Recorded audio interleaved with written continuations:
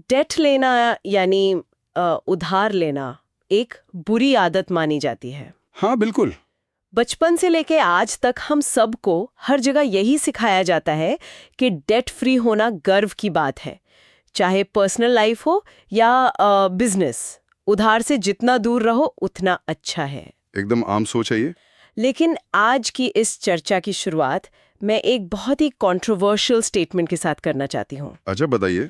सच्चाई ये है कि अगर कोई बिजनेस में अपना पूरा पैसा लगाकर कंप्लीटली डेट फ्री है तो वो इंसान शायद एक बहुत बड़ी गलती कर रहा है। ये सुनकर काफी लोग शायद अभी चौंक गए होंगे। सुनने में ये बात बिल्कुल अजीब लग रही होगी क्योंकि ये हमारी आम सोच के बिल्कुल खिलाफ है। और यहीं पर सबसे बड़ी गलतफहमी पैदा होती है। अगर हम दुनिया के 99% अमीर लोगों के फाइनेंशियल डिसीजंस को देखें तो एक बात बिल्कुल साफ हो जाती है कि वो लोग डेट का यानी उधार का इस्तेमाल करके ही और ज्यादा अमीर बनते हैं। मतलब वो अपना पैसा नहीं लगाते। आमतौर पर लोगों को लगता है कि अपना पैसा लगाना, जिसे हम इक्विटी कहते हैं, सस्ता और सेफ पड़ता है।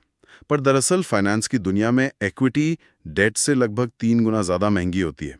उधार बुरा नहीं है, उसकी समझ ना होना बुरा है। तो आज का ये डीप डाइव इसीलिए खास है क्योंकि जिन नोट्स को आज हम इस विश्लेषण के लिए लेकर बैठे हैं वो इसी आम सोच को पूरी तरह पलट देते हैं। बिल्कुल पलट देते हैं। आज हमारे पास डॉक्टर अनिल लांबा की रिसर्च और फाइनेंस विद शरण के इंटरव्यू के काफी डिटेल्ड नोट्स हैं।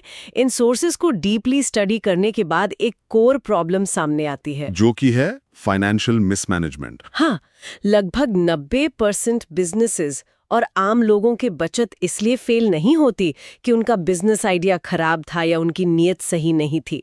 वो इसलिए फेल होते हैं क्योंकि उन्हें फाइनेंशियल मिसमैनेजमेंट की गहराई की समझ नहीं होती। लोग प्रॉफिट मार्जिन और आरओआई यानी रिटर्न ऑन इन्वेस्टमेंट के बीच का फर्क ही नहीं समझ पाते।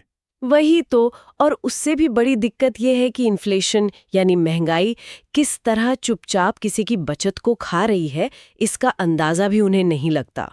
ठीक है, इसलिए आज इस चर्चा का मुख्य मकसद फाइनेंस के उन नियमों को खोल कर रखना है जो आमतौर पर किसी स्कूल या टेक्स्ट बुक में नहीं मिलते, ताकि लोग इन चीजों को एक्चुअल में अप्लाई कर सके। हाँ, इन सोर्सेज के जरिए हम ये समझेंगे कि कैसे कोई भी इंसान अपने फाइनेंशियल डिसीजंस को बेहतर बना सकता है। बिजनेस और पैसा दोनों ही कुछ खास रूल्स पर चलते हैं और जब तक उन रूल्स को समझा ना जाए तब तक पैसा बढ़ाना लगभग नामुमकिन है।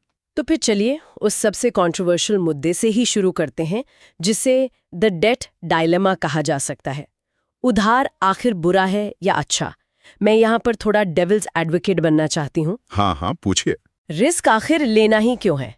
मान लीजिए किसी इंसान के पास अपने 100 करोड़ रुपए हैं तो वो आराम से उतने का ही बिजनेस क्यों ना करें?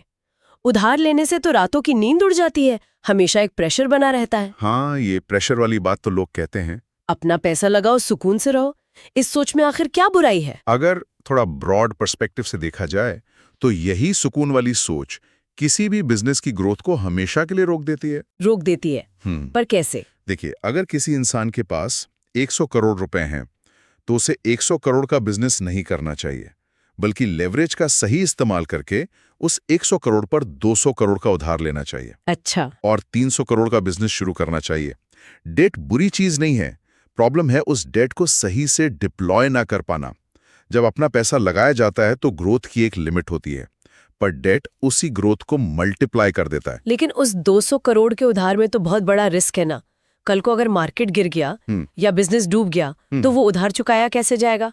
पूरा का पूरा एम्पायर तो एक झटके में खत्म हो सकता है। यहीं पर 2 गोल्डन रूल्स आते हैं जो हमारे सोर्सेज में बहुत क्लियर तरीके से समझाए गए हैं। अगर कोई भी इंसान इन 2 नियमों का सख्ती से पालन करे तो डेट सबसे बेहतरीन हथियार बन जाता है। वो 2 नियम क्या है? पहला नियम यह है कि बिजनेस को हमेशा डेट की कॉस्ट से ज्यादा कमाना होगा। यानी अगर 10% इंटरेस्ट पर उधार लिया गया है तो बिजनेस उस पैसे को इन्वेस्ट करके 15 या 20% रिटर्न जनरेट करे, जो कि लॉजिकल है। और दूसरा नियम और भी जरूरी है। डेट चुकाने का जो समय तय किया गया है, बिजनेस में से पैसा उस समय से पहले ही वापस आ जाना चाहिए। मतलब ईएमआई आने से पहले पैसा हाथ में होना चाहिए। एकदम ठीक। अगर पैसा आने की स्पीड ईएमआई जाने की स्पीड से तेज है और रिटर्न इंटरेस्ट रेट से ज्यादा है तो डेट का इस्तेमाल पूरी तरह से सेफ और प्रॉफिटेबल है। ये मैथमेटिक्स सुनने में तो बिल्कुल लॉजिकल लगता है, लेकिन यहाँ पर एक और आम धारणा बीच में आती है। कैसी धारणा? कहा जाता है कि कोई भी बिजनेस सिर्फ प्रॉफिट के लिए नहीं बल्कि सभी स्टेक होल्डर्स के लिए चलाया जाता है। एम्प्लॉयज़ की सैलरी आनी चाहिए, सोसाइटी का भला होना चाहिए, वेंडर्स को वक्त पर पैसे मिलने चाहिए। मैं यहाँ टोकना चाहूंगा। तो फिर किसी ओनर को सिर्फ डेट लेकर अग्रेसिवली अपने मुनाफा के बारे में ही क्यों सोचना चाहिए? यहाँ पर एक बहुत बड़ा डिसएग्रीमेंट मोमेंट आता है। हमारे इन सोर्सेज में इस फिलोसॉफिकल सोच का सख्ती से विरोध किया गया है। जो लोग कहते हैं कि बिजनेस सभी स्टेक होल्डर्स के लिए चलाया जाता है, उसे यहाँ बिल्कुल बकवास बताया गया है। बकवास? ये तो सच में काफी कठोर स्टेटमेंट है। लेकिन इसके पीछे का लॉजिक बिल्कुल सॉलिड है। सच्चाई ये है कि बिजनेस सिर्फ और सिर्फ एक स्टेक होल्डर के लिए चलता है, और वो है ओनर, यानी मालिक। पर बाकी सभी का क्या? बाकी जितने भी लोग हैं, चाहे वो एम्प्लॉयज हों, वेंडर्स हों या बैंकर्स, वो सब सिर्फ फैसिलिटेटर्स हैं। उनका मुख्य काम है ये इंश्योर करना कि ओनर पैसे कमाए। ये सुनने में शायद थोड़ा कठोर लगे, पर रियलिटी यही है। ये तो काफी अलग सोच है। अगर एक ओनर अपना पैसा, अपना वक्त और अपना खून पसीना लगाकर भी 30 से 50% ROI यानी रिटर्न ऑन इन्वेस्टमेंट नहीं कमा रहा, बल्कि उसकी जगह बाकी सभी लोग पैसे कमा रहे हैं, तो उस बिजनेस को चलाने का आखिर फायदा ही क्या है? पॉइंट तो है। एक वक्त आएगा जब ओनर फ्रस्ट्रेट होकर बिजनेस बंद कर देगा, और जिस दिन ओनर ने बिजनेस बंद किया, उस दिन किसी भी स्टेक होल्डर को कुछ नहीं मिलेगा। इसलिए ओनर का प्रॉफिट कमाना और ROI मैक्सिमाइज करना सबसे ज्यादा जरूरी चीज है। पर एक सेकेंड, मुझे यहाँ रोकना पड़ेगा। 30 से 50% रिटर्न, इतना भारी मुनाफा कोई बिजनेस कैसे कमा सकता है? कमा सकते हैं, लोग कमाते हैं। अगर कोई बिजनेस इतना बड़ा रिटर्न निकाल रहा है, तो इसका मतलब तो यही हुआ ना कि कस्टमर्स को बुरी तरह लूटा जा रहा है। एक आम बिजनेस 10 से 15% प्रॉफिट कमाता है, तो ये 50% का आंकड़ा बिना किसी का नुकसान किए कैसे पॉसिबल है? और यहीं पर कहानी में एक जबरदस्त ट्विस्ट आता है, जो एक सबसे आम गलतफहमी को तोड़ता है। लोग प्रॉफिट मार्जिन और ROI को एक ही चीज समझ लेते हैं, जबकि ये दोनों बिल्कुल अलग हैं। कैसे? इस बात को एक बहुत ही रिलेटेबल रियल लाइफ उदाहरण से समझते हैं। मान लीजिए मंडी में एक आलू बेचने वाला व्यक्ति है। ठीक है। वो हर सुबह 100 रुपए के आलू खरीदता है, दिन भर कड़ी मेहनत करता है, और शाम तक उन्हें 101 रुपए में बेच देता है। तो हिसाब से उसका प्रॉफिट मार्जिन तो सिर्फ 1% हुआ। 100 रुपए की चीज पर 1 रुपए का मुनाफा। बिल्कुल ठीक पकड़ा। देखने में ये सिर्फ 1% प्रॉफिट मार्जिन लगता है, और किसी को भी लगेगा कि इसमें तो कोई फायदा ही नहीं है। हाँ। लेकिन अब इसके दूसरे पहलू को सोचिए। हाँ। वो व्यक्ति यही साइकिल साल के 365 दिन लगातार दोहराता है। हर रोज अपना वही 100 रुपए लगाता है, और रोज उस पर 1 रुपए कमाता है। ओ, मैं समझ रही हूँ। साल के अंत में उसने अपने उसी ओरिजिनल 100 रुपए के आधार पर 365 रुपए कमा लिए। तो मार्जिन भले ही 1% था, पर उसका ROI यानी रिटर्न ऑन इन्वेस्टमेंट सीधे 365% हो गया। वाओ! उसने ग्राहक को नहीं लूटा, सिर्फ अपने पैसे की स्पीड को बढ़ाया। यानी मार्जिन भले ही 1 रुपए का हो, असली जादू इस बात में है कि वो 1 रुपया साल में कितनी बार घूम रहा है। ये मैथमेटिकल पावर अक्सर आम लोगों की नजरों से छिप जाती है। एग्जैक्टली। हमारे नोट्स में एक बहुत बढ़िया IT पेरिफेरल कंपनी की केस स्टडी दी गई है, जो इस कॉन्सेप्ट को और भी क्लियर करती है। उस कंपनी का बिजनेस मॉडल ऐसा था कि उनका प्रॉफिट मार्जिन मुश्किल से 1% होता था। सिर्फ 1%? बड़ी कंपनी के लिए तो ये बहुत कम है। लेकिन उनका पूरा फोकस पैसे के रोटेशन पर था। उनका साइकिल इतना तेज था कि माल फैक्ट्री से आने, देश भर में डिलीवर होने और वापस पैसा कलेक्ट करने का पूरा प्रोसेस सिर्फ 7 दिन का था। सिर्फ 7 दिन में पैसा वापस अकाउंट में? ये तो किसी भी मैन्युफैक्चरिंग या ट्रेडिंग बिजनेस के लिए लगभग नामुमकिन जैसा लगता है। नामुमकिन लगता है, पर उन्होंने इस साइकिल को स्ट्रिक्टली फॉलो किया। उनका रूल था कि अगर पैसा आने में 8 दिन लग गए तो कंपनी को लॉस हो जाता था, क्योंकि इंटरेस्ट और ऑपरेटिंग कॉस्ट मार्जिन को खा जाते थे। अच्छा, तो 1 दिन की भी देरी का मतलब लॉस? बिल्कुल। लेकिन 7 दिन के स्ट्रिक्ट रोटेशन की वजह से उन्होंने अपने पैसे को साल के 52 हफ्तों में 52 बार घुमाया। 1% मार्जिन के साथ 52 बार पैसा घुमाकर उनका ROI आराम से 50% से भी ज्यादा हो जाता था। और वो भी बिना किसी कस्टमर से ओवरचार्ज किए। हाँ, एकदम फेयर तरीके से। लेकिन यहाँ पर एक और बड़ा सवाल खड़ा होता है। अगर 7 दिन का साइकिल इतना स्ट्रिक्ट है और 1 दिन की भी देरी भारी पड़ सकती है, तो इस साइकिल को मैनेज कौन करता है? यही तो सबसे इंटरेस्टिंग पार्ट है। आमतौर पर तो यही माना जाता है कि किसी भी कंपनी में फाइनेंस का काम सिर्फ उन अकाउंटेंट्स का होता है जो एसी कैबिन में बैठकर टैली या एक्सेल शीट चला रहे होते हैं। और यही हमारी पहली सबसे बड़ी क्यूरियोसिटी का पॉइंट है कि आखिर एक सिंपल ट्रक ड्राइवर और कस्टम्स डिपार्टमेंट का एक क्लर्क किसी बड़ी कंपनी का मेन फाइनेंस मैनेजर कैसे हो सकता है? ये सुनने में बड़ा अजीब लग रहा है, तो इस कनेक्शन को थोड़ा विस्तार से समझते हैं। कस्टम क्लर्क और ट्रक ड्राइवर का एक मल्टी करोड़ कंपनी के फाइनेंस से क्या लेना देना हो सकता है? देखिए, अगर वो कंपनी का 7 दिन का साइकिल गलती से 8 दिन का हो गया तो वो 50% ROI वाली मैथ पूरी तरह बिगड़ जाएगी और कंपनी नुकसान में चली जाएगी। हाँ, ये तो हमने अभी समझा। अब सोचिए, अगर बॉर्डर पर बैठा कस्टम्स क्लर्क माल छुड़ाने में 1 दिन की देरी कर दे या हाईवे पर चल रहे डिलीवरी ट्रक का पंक्चर ठीक होने में 8 घंटे ज्यादा लग जाएं, तो क्या होगा? पैसा अटक जाएगा। बिल्कुल, रोटेशन साइकिल टूट जाएगी। इसलिए बिजनेस में फाइनेंस सिर्फ अकाउंट्स डिपार्टमेंट तक सीमित नहीं होता। तो इनडायरेक्ट लोगों का भी उतना ही रोल है। कंपनी का हर वो इंसान, हर वो कड़ी जो पैसे की रफ्तार को प्रभावित करती है, वो दरअसल उस कंपनी का फाइनेंस ही मैनेज कर रही है। पैसे की रफ्तार ही असली मुनाफा तय करती है। ये कॉन्सेप्ट वाकई दिमाग के जाले साफ कर देने वाला है। प्रॉफिट मार्जिन पर फोकस करने से बेहतर है रोटेशन पर फोकस करना। सही बात है। लेकिन जब पैसे की और बचत की बात चली रही है, तो थोड़ा आम जनता की तरफ आते हैं।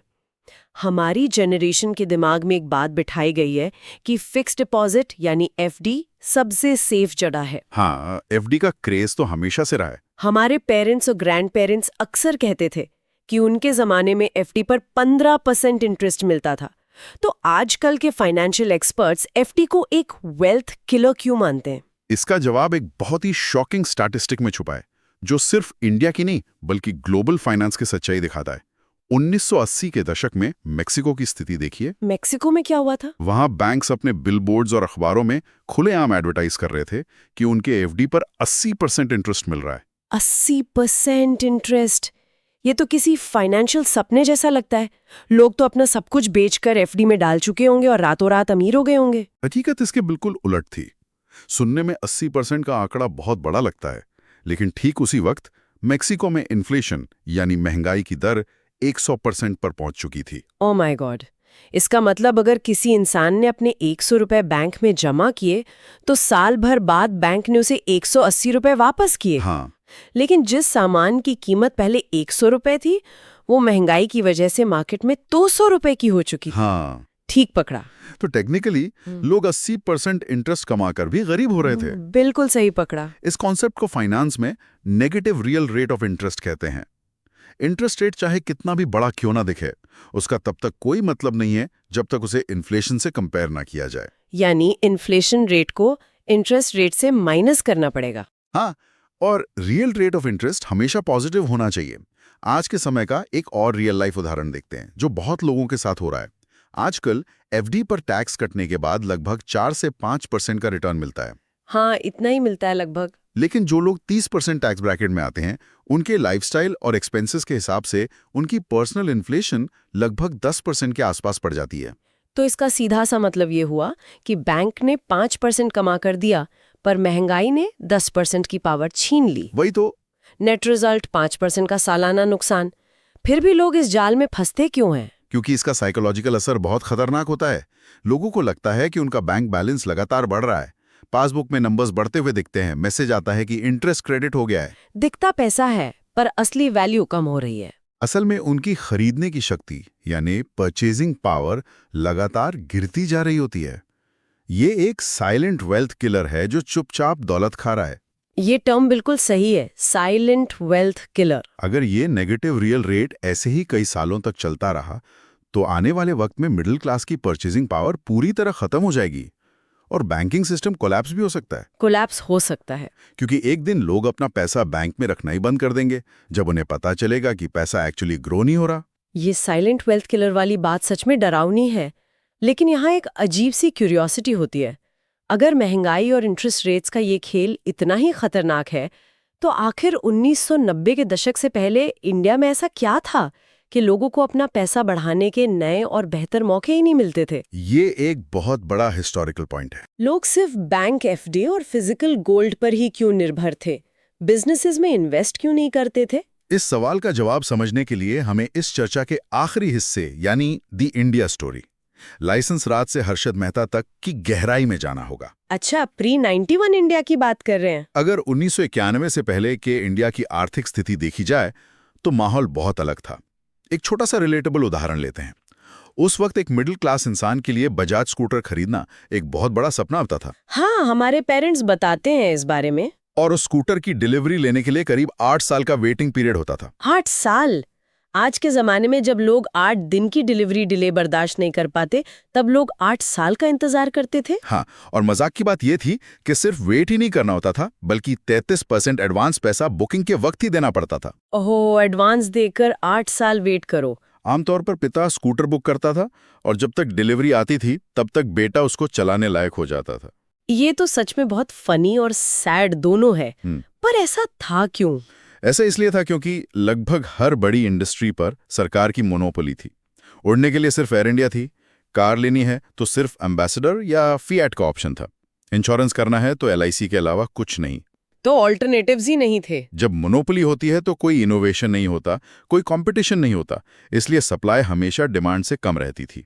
पूरा देश लाइसेंस राज के बोझ तले दबा हुआ था, जहां हर छोटी चीज के लिए परमिशन लगती थी। हाँ, कुछ भी नया बनाने के लिए सरकार से हजारों तरह के लाइसेंस और परमिशंस लेने पड़ते थे। और इन सब रुकावटों का नतीजा ये हुआ कि देश की आर्थिक हालात लगातार ढलान पर जाती रही। बिल्कुल, हालात इस हद तक बिगड़ गई थीं कि इंपोर्ट करने के लिए यानी बाहर से जरूरी सामान मंगवाने के लिए देश के पास डॉलर्स नहीं बचे थे।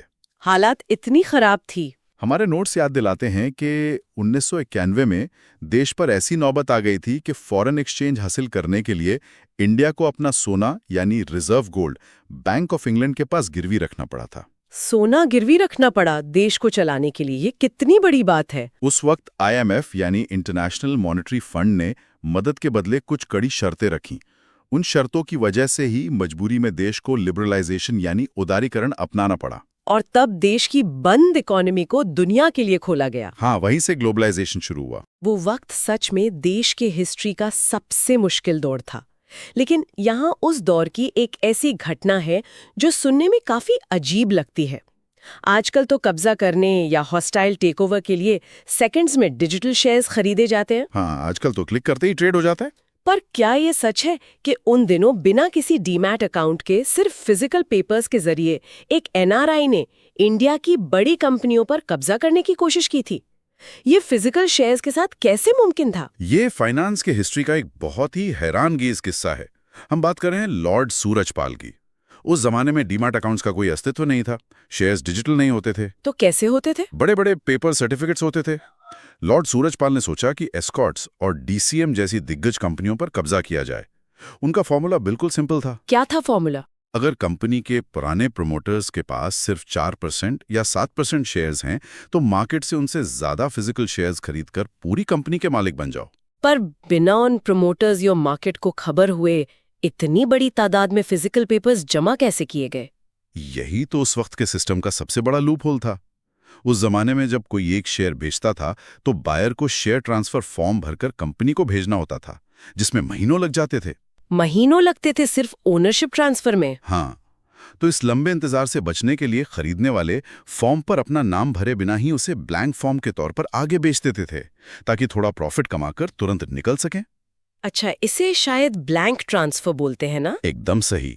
इसका नतीजा ये था कि किसी फिजिकल शेयर ने पिछले कुछ महीनों में 10 लोगों के हाथ बदले होंगे, पर कंपनी के रिकॉर्ड्स में अभी भी सबसे पुराने इंसान का ही नाम होता था। यानी कंपनियों को खुद नहीं पता होता था कि उनके शेयर्स आखिर मार्केट में किसके पास है। बिल्कुल नहीं पता होता था। तो लॉर्ड सूरजपाल ने इस पूरे ब्लैंक ट्रांसफर वाले केओस का फायदा उठाया। हाँ, उन्होंने ऐसी हजारों ब्लैंक ट्रांसफर शेयर्स मार्केट से उठा लिए और अचानक से उन सबको अपने नाम पर ट्रांसफर के लिए कंपनी के पास भेज दिया। फिर तो तहलका मच गया होगा। जब DCM और एस्कॉर्ट्स के प्रमोटर्स ने देखा कि अचानक एक ही इंसान के पास उनसे ज्यादा शेयर्स पहुंच गए, तो उनके होश उड़ गए।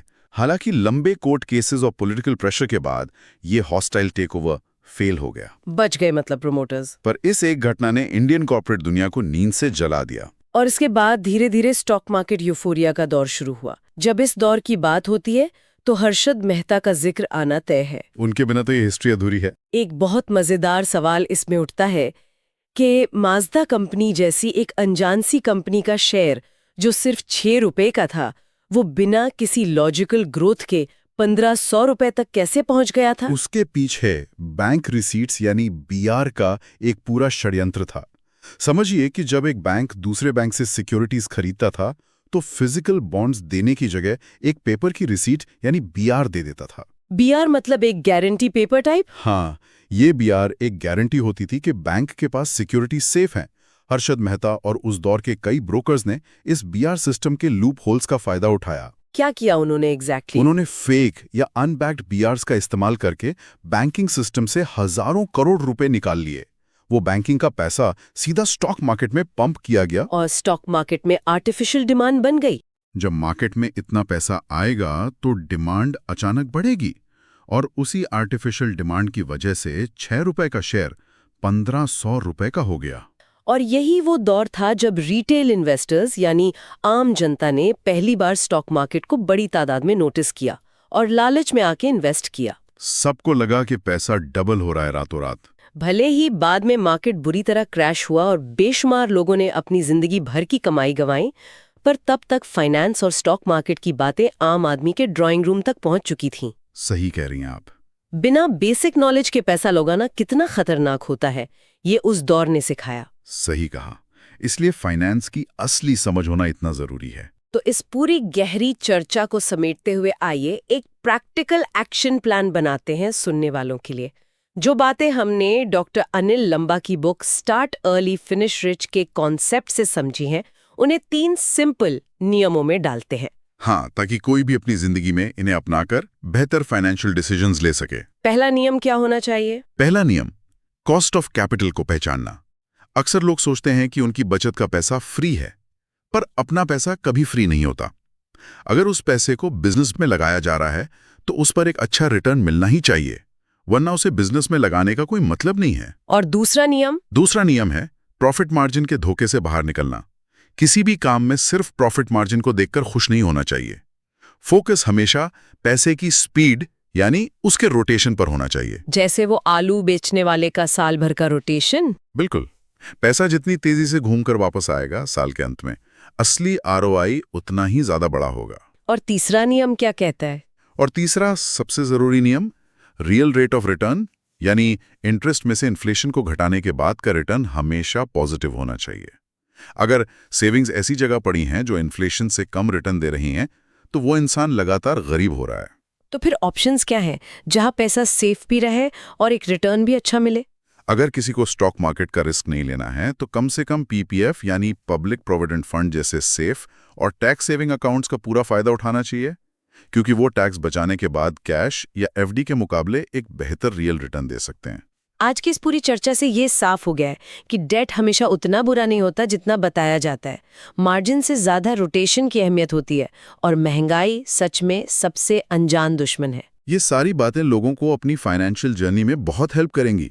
इस विश्लेषण को मैं एक आखिरी और दिमाग को झंझोड़ने वाले सवाल के साथ खत्म करना चाहती हूँ। अच्छा, क्या है वो सवाल? अगर महंगाई हर दिन चुपचाप दौलत चुरा रही है और अपना पैसा सिर्फ कैश में या किसी लो रिटर्न बैंक अकाउंट में लॉक करके रखना लगातार परचेजिंग पावर को कम कर रहा है, हाँ। तो क्या बिना किसी नॉलेज के सिर्फ पैसा दबा कर रखना ही असल में दुनिया की सबसे रिस्कीएस्ट यानी खतरनाक इन्वेस्टमेंट स्ट्रैटेजी नहीं है? इस पर जरूर सोचिएगा। नए कॉन्सेप्ट सिखाते रहिए और पैसे को सही जगह काम पर लगाते रहिए।